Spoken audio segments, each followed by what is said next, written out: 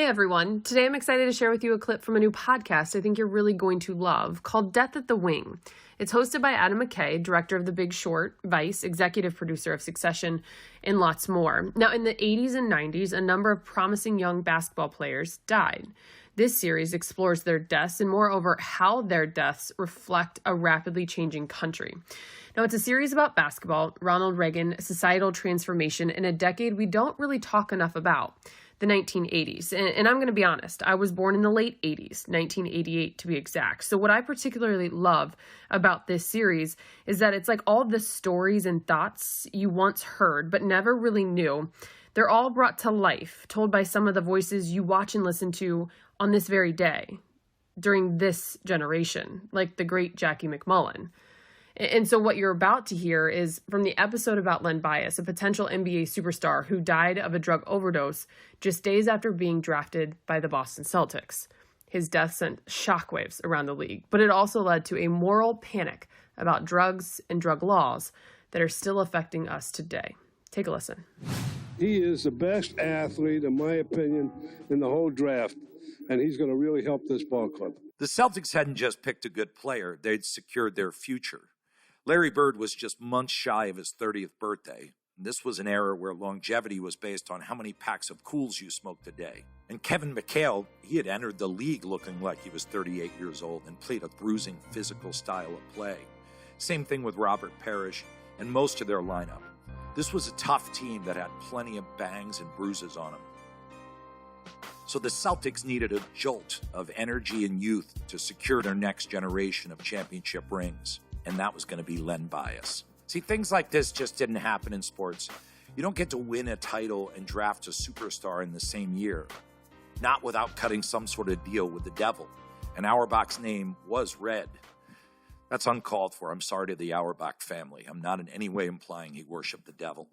But the point is, everyone wanted a piece of Len Bias. Even the local big shots came calling for their photo op. Tip O'Neill, Ted Kennedy, and John Kerry, a veritable holy trinity of Boston politicians, had Red Auerbach on the phone within hours, begging for their state's newest superstar to pay them a visit at the Capitol. Bias may have just become a Celtic, but he was already Beantown royalty. As a matter of fact, Larry Bird said that if we draft Bias, he's going to come up to the rookie camp. That's right. He was very, very high on Bias, as Casey was and Jimmy, and they're all high on him. He's the guy we wanted. We got him. He was a surefire thing, and, he never plays a game. After Len got drafted, he did what any kid on the brink of millions of dollars would do. He partied with his friends. And in the 1980s, it wasn't really a party unless you had a big old bag of cocaine.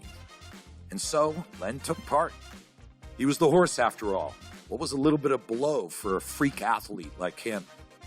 In fact, that was reportedly the last thing Len ever said as he leaned over for one more line. I'm a horse. I can take it. He never plays a game. He came to Boston, he did his press conference, and then he went back to Maryland and partied with some friends and didn't make it till the next morning. By the time the seizures started, his friends realized something was very wrong.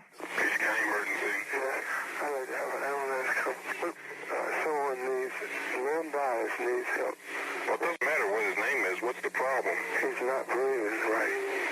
A local success story took a tragic turn this morning. Len Bias wasn't a regular cocaine user, but in the end, that didn't matter. His death sent shockwaves through the league, and the country for that matter. Len Bias, the Maryland University basketball star on his way to becoming a world champion Boston Celtic, died of an apparent heart attack today at Leland Memorial Hospital in Prince George's County. He wasn't the first player to use drugs, far from it. But he was the first of his stature to die from them during the age of cable TV. The media was louder and bigger than ever before. Everybody was looking for blood. Like, all right, who are we going to blame for this? He was just 22 years old. What the hell had happened? And my thought was, I get that, but this dude made the choice to do all this cocaine, and it killed him. And now everyone else has to pay? Again, I'm not advocating drug use, but it was just such an overreaction. Accusations were everywhere. Some claimed Len's college coaches knew about rampant drug use in the program and looked the other way.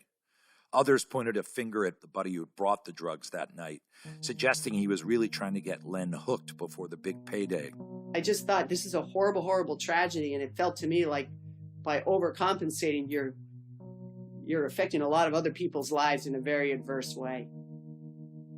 The worst whispers, the ones that traveled the farthest and did the most damage, were that Len Bias was freebasing crack, a devastating rumor that took root and spread like wildfire. A specialist in sports medicine speculated what could have occurred. Either he was a novice who was exposed to larger doses than he could tolerate, or somebody substituted crack, a very potent form, and he thought he was getting lower doses than he was given. A finding by the medical examiner on the cause of death may take more than a week. He wasn't using crack, but it didn't matter to most, because crack had become the racial scare word of the decade, right up there with welfare queen. Even the name of the new drug was perfect for hysterical headlines. Crack, it was the perfect drug for America, the fast food nation. An immediate rush, highly addictive, cheap, and easy to mass produce.